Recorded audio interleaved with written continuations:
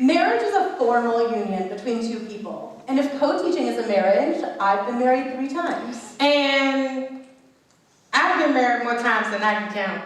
But we're happy to let you know that we found our co-teaching life mate. So what is co-teaching? Co-teaching has 2 certified teachers in the same classroom working 2 different jobs. I am Ms. Price. I am the interrelated special education teacher in our co-taught setting. The purpose of me being in the class is because there are students with disabilities, and each one of them have an individual education plan that I must follow. While I'm in there, I redirect students, I check for their understanding. I may sometimes have to repeat those directions. I progress monitor. And then we also have to use specially designed instruction within our lesson plans. Now, specially designed instruction is how is it that I'm the special education teacher going to teach this information to those students. For instance, if Ms. Hect has on the board something that we are reading, I might print out a copy and I might model to them like, this is how you annotate those texts. So therefore, the specially designed instruction is also in a student psychological under that recommendations page. These are types of tips and ways that we can teach students that have attention deficit disorder.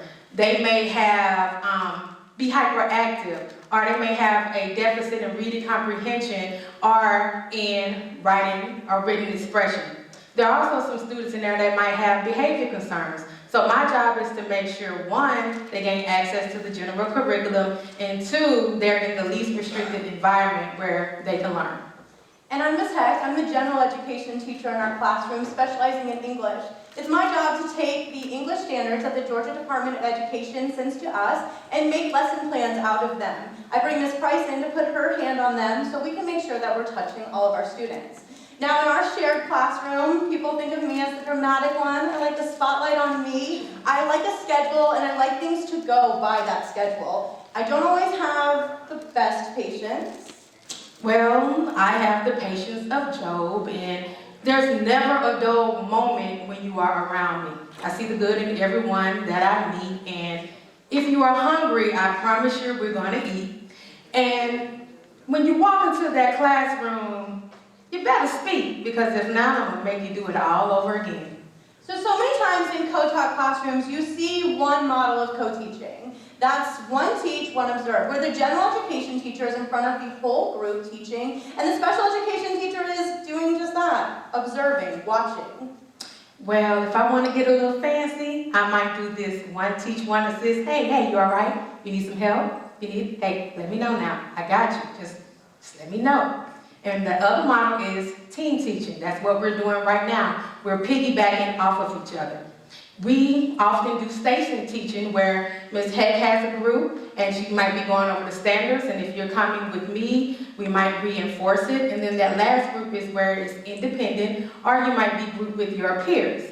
We also do parallel teaching where we're in the same classroom. Ms. Hect may have one group and I may have another group, and we're teaching the exact same thing. The last model is alternative teaching model, where it doesn't matter who gets the group, but one group is outside of the classroom learning something, and then the other group is inside of the classroom, maybe learning different, or it may be the same thing. So Ms. Price, all these models seem pretty easy to understand, but so often co-teachers just can't get along. Why is that? Well, like I said, I've been married more times than I can count. I am fortunate enough to have a co-teacher that when I first came here to Drew, she was excited to meet me as well. I was excited to meet her. But that's not always the case. I've had teachers say to me like, what you in here for? I mean, did I do something wrong? Like, I don't need anyone spying on me. And it's like, no, I'm here to service the kids with disabilities. Then they're like, well, you're not just coming in here by yourself. When you're coming in here, you bring in at least 5 students with you with learning disabilities, they can't stick still, they have attention deficits, and then they misbehave. Like, what did I do to deserve this? So Ms. Price and I, when we met over the summer, really had to look at our relationship like a marriage, and an arranged marriage at that one. Ms. Price moved into our home, or should I say our classroom, over the summer, and she immediately started decorating, and as you can see, she's so stylish and very colorful, and it doesn't necessarily go with my black and white Wednesday Addams aesthetic, but I was welcome to her coming in. Somehow, a very colorful, "Our classroom is awesome" sign ended up over on my side, and this was my first marital test. I had to really let go of the idea that education teaches us that the general education teacher owns the classroom and that it's their classroom and that our special education teacher and their students are just a guest. So in a small token of showing her that this was our space, that sign still lives on my side. Well, that's because I like that sign and our classroom is awesome. It's awesome because we actually had to develop a friendship. I didn't know Miss Hect in June, May last year. I met Miss Hect in July. And we had to take the time to really learn each other. We had to communicate. Like she said, we come from two different backgrounds. I only know special education. At least you've had the opportunity of doing special education as well. But all I know is special education. I'm going to advocate for students with disabilities. I appreciate that we took the time on day one, like when we had the pre-planning, we said these are the things that we're going to do on day one when we come in this class. I made it clear. Let them know that there are two teachers in the class, because I hate when the general education teacher is outside the classroom. The kids tend to believe that it's a party going on in here, and I'm like, hey, y'all got two teachers in this class, and they're like, oh, I thought you was just in here observing. But I appreciate that we took the time to establish you have two teachers in this classroom, and if one of us not in there, class is still going to go on. One of the first conversations that we had as partners was what was going to be important in our classroom. Of course, the content, but what was also going to be paramount to both of us was our relationship, not just with students, but with each other. We talked about the fact that we have 124 seniors that are about to become people of the workforce, college students, military members, and for a lot of them, we are the healthiest adult relationship that they see. And it's so important for them to see two people, like you said, Ms. Price, who are completely different, coming together to be able to be successful in the classroom. Again, we have to communicate. We develop a level of respect. I don't always agree with what Ms. Hect does. I know that Ms. Hect follows the rules. Certain things that bother her don't bother me. But I know that when I'm in the classroom with her, we're going to enforce those rules. So conflict does happen. We don't agree. I can't stress that. We don't agree on everything. And we had to learn that when there was a problem in our class, it wasn't always sunshine. I can't even. I remember one time I looked over at Ms. Price and I could feel the energy was a little off, and I said, "Ms. Price, are we in a fight?" And I said, yes, we are. Yes, we are. Ms. Hect, girl, next time, let's come up with a cue. Just look at me, something, because I wasn't ready. And I thank you for giving me that moment. I certainly gave her that moment, but I let her know that you should never go to bed angry and that this relationship was worth salvaging. So some things we really put to make our relationship work is really trying to learn the other side. Ms. Price works with me all the time in writing our lesson plans and putting her hand on them, making sure that she knows what we're teaching and telling me where she feels comfortable coming in. And she let me come in to write IEPs with her. Now, special education teachers are always using the line, "I have so much paperwork." And when Ms. Price let me in, I saw she has so much paperwork. It gave me such an eye-opening view to what she does and how hard she really works.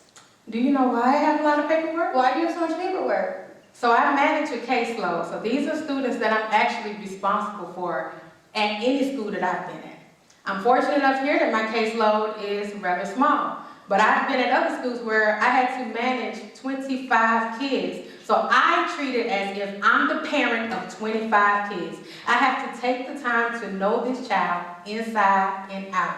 I read their psychological, learning what is it that they're struggling with? If it's the behavior concern, what triggered them? Like at any moment, like I should have a pager. I don't know if pager still exists, but I need to have a pager because sometimes I feel like I'm on call. And at any moment, I might have to leave out the classroom or whatever, but the paperwork comes from me actually taking the time to learn the kids. I have to progress monitor. I have to make sure the students are progressing. If it's not working, we have to call another meeting. It's a lot that goes on. And in addition to, again, I'm fortunate enough where I'm only co-teaching with you, and then I had another co-teacher, so that was 2. But I've been in some schools, I co-taught with 5 different teachers.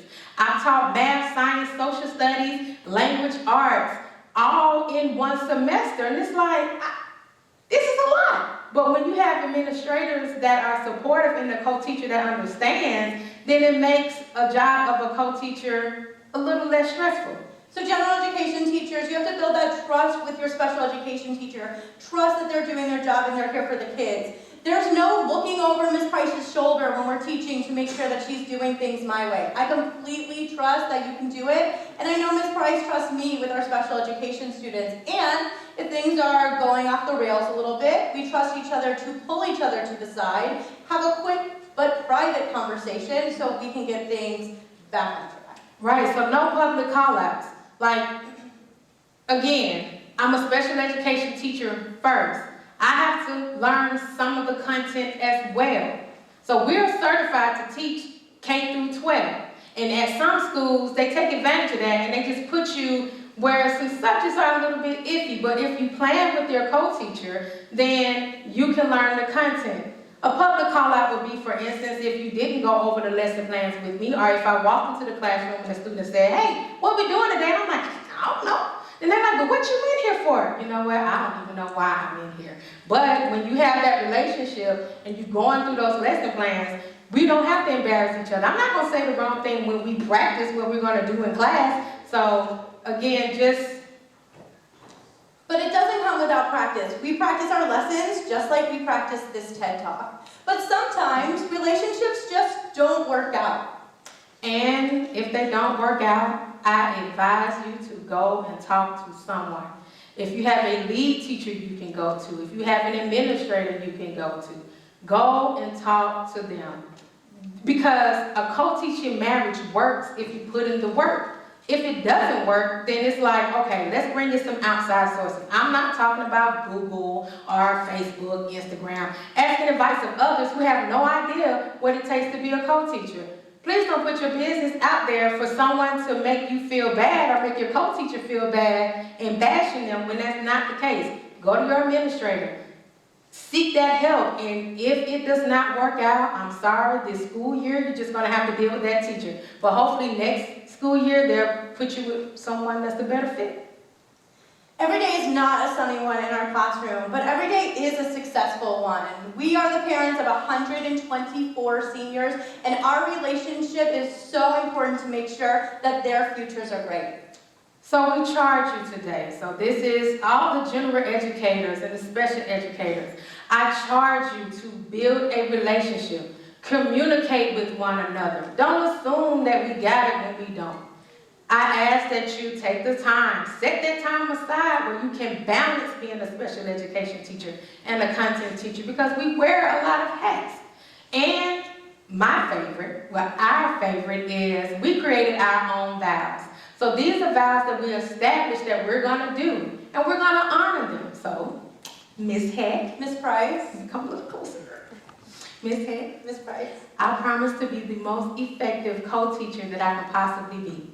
I promise that I'm not just gonna sit in class or just stand around and be like, I'll be right back, and I don't come back. I need you to know that I am more than just someone who deals with misbehaved students and you putting me out and putting those students out too. I want you to know that if we go over those lesson plans, that I promise you I'll put my input in so we can make sure that specially designed instruction is in there so that all our students can learn. And I just want you to know that our administrators did not make a mistake by putting us together. and Ms. Price, I, Ms. Hect, promise to always treat you like the certified teacher that you are. I promise to always let you have a hand in our lesson plans, and I promise to never blindside you inside of the classroom. I promise to always refer to our classroom and our kids as exactly that, ours. and I charge you, the administrators, if you see that a co-teaching marriage is working, please do not break it up.